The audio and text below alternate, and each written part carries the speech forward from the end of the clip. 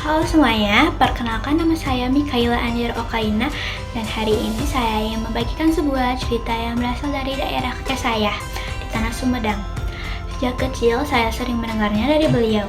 Sebuah legenda yang sudah turun-temurun diceritakan tentang sebuah gunung yang menyimpan kisah bencana dan keberanian. Gunung itu bernama Gunung Tampomas.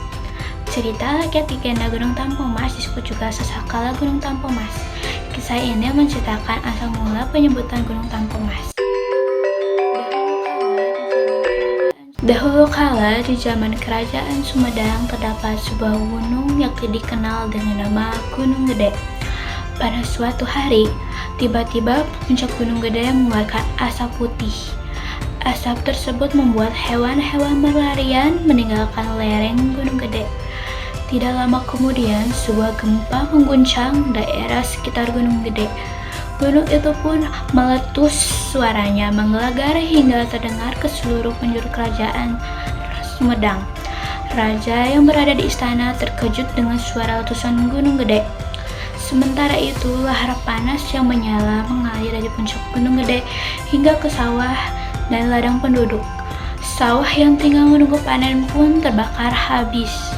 Letusan itu tidak hanya terjadi sekali, tetapi berulang kali selama beberapa hari. Lahar panas terus mengalir hingga mencapai perkampungan penduduk, sehingga banyak rumah penduduk terbakar habis. Para penduduk banyak yang mengungsi jauh dari kampung halamannya. Raja yang melihat situasi gawat itu menyuruh Patih segera menghadap. Setelah Raja berdiskusi dengan Patih, ia pun memohon petunjuk kepada Tuhan agar menemukan jalan keluar dari bencana ini. Raja Sumedang yang cemas dengan keadaan rakyatnya itu memasuki ruangan khusus untuk bersemedi di tengah malam. Setelah beberapa hari bersemedi, akhirnya Raja mendengarkan bisikan gaib. Bisikan itu memerintahkan dirinya untuk melemparkan keris emas milik nenek moyangnya ke dalam kawah Gunung Gede. Setelah mendengarkan bisikan gaib, Raja pun jatuh pingsan. Merasa khawatir dengan kondisi Raja karena telah beberapa hari tidak keluar dari ruang semedi, prajurit penjaga memberanikan diri memasuki ruangan semedi. Ia mendapati Raja telah jatuh pingsan, akhirnya membawanya keluar. Prajurit tersebut segera memanggil Patih dan para tabib istana. Raja pun sadar dan langsung menyampaikan pada Patih bahwa ia harus menuju kawah Gunung Gede untuk melemparkan keris emas milik nenek moyangnya. Raja akhirnya menunggangi kuda pergi ke puncak Gunung Gede. Berbagai rintangan telah dilewati Raja, tidak menyurutkan tekadnya untuk keselamatan rakyat Sumedang.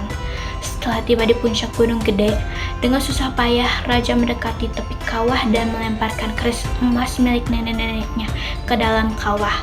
Keajaiban pun terjadi. Gunung Gede yang tadinya bergolak perlahan-lahan menjadi tenang.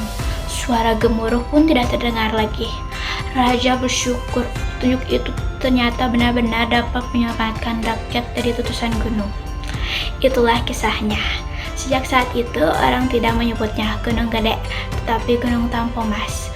Bagi saya, nama itu adalah pengingat akan keberanian seorang pemimpin yang berjuang demi rakyatnya. Amanat yang saya dapat dari cerita ini adalah mengajarkan bahwa doa dan pengorbanan dari seorang pemimpin dapat menyelamatkan rakyat dari bencana yang besar. Terima kasih sudah menonton sampai selesai. Semoga cerita tentang Gunung Tampomas ini bisa menambah pengetahuan Anda.